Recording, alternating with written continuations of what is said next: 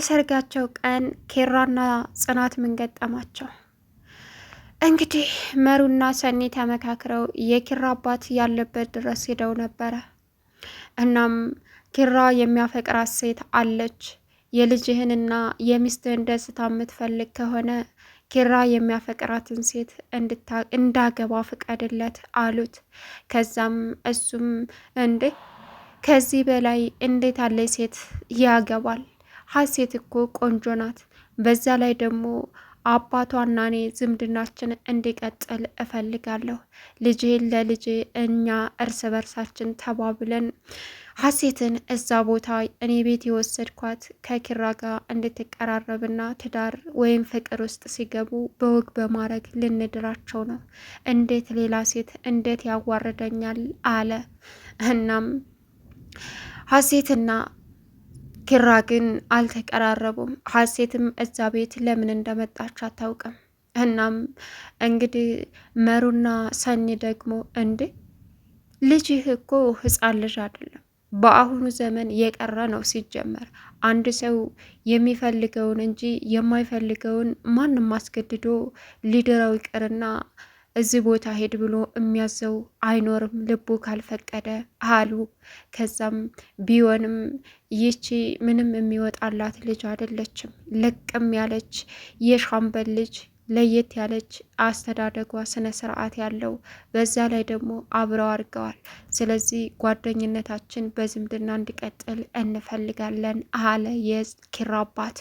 መሩም ይኸውልህ ጋሼ አንተ እየሄድክ ያለው በድሮ ወግና ባህል ነው። ምንም ዘምድና መቀጠል ከፈለጋችሁ ጓደኝነታችሁ ይቀጥላል። ስለ ልጅህን ለሱ ስለ ዳርክላት ወይም ደግሞ ስለ ዳረለት አይደለም። ስለዚህ ቆም ብለህ ማሰብ አለብህ። ለሚፈልጋትን ሴት ትተህ የማይፈልጋትን ሴት አግባ ብለህ ትዳሩ ተበላሽቶ ህይወቱ ተበላሽቶ እንዲኖር ነው የምትፈልገው? እሺ አንተ አስገድደህ ዳርከው። እሺ የማይፈልጋትን ሴት አግብቶ የእሷንም ህይወት የእሱንም ህይወት እንዲበላሽ ነው አለችው መሩ። ሰላም ውድና የተከበራችሁ የቻናል ቤተሰቦች እንዴት ናችሁ? ልይ ሰላማችሁ ይብዛልኝ። ለዚህ ቻናል አዲስ የሆናችሁ ሰብስክራይብ ያደረጋችሁ ቪዲዮውን እስከ መጨረሻው ተከታተሉ። ጽናትና ኪራ በሰርጋቸው ቀን ምን ገጠማቸው?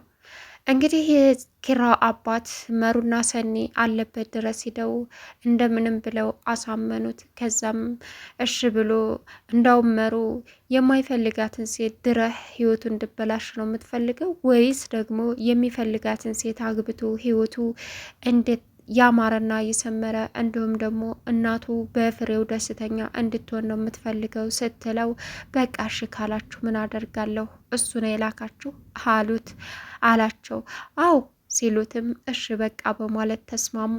ከዛም ወዳው እንግዲህ ማነች ብሎ ሲጠይቅ ጽናት ናት ሲሉት፣ እንዴት ጭራሽ ብሎ ከሰራተኛ ጋር ወርዶ ያዋርደኛል በማለት ያዙ ይልቀቁኝ አለ።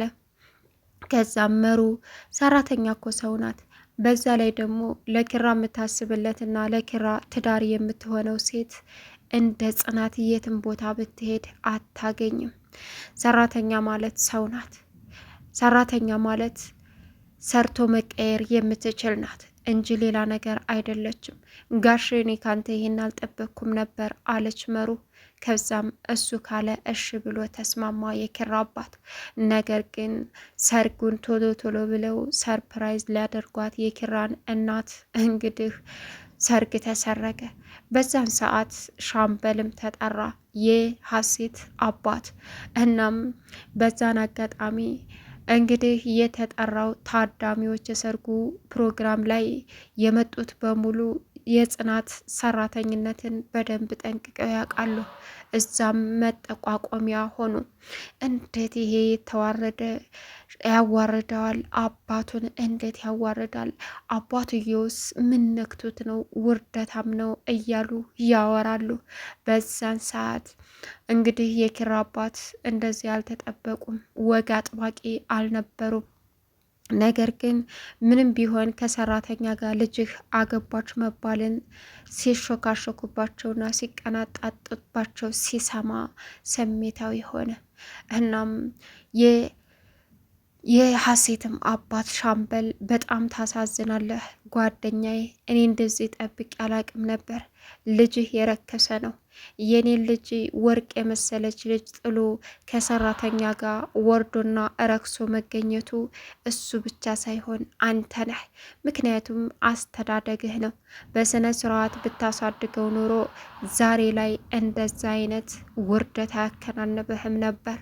የኔ ልጅ እሱ ማን ስለሆነ ነው ሀሴትን የመሰለች ቆንጆ ጀግና ልዕልት አስተዋይ ረግጦ እዚህ ቤቱ ድረስ አምጥቼለት አዋርዶ ሌላ ሴት ሰራተኛ ምኗ የማይታወቅ የሚያገባው በማለት ያዙ ይልቀቁኝ አለ።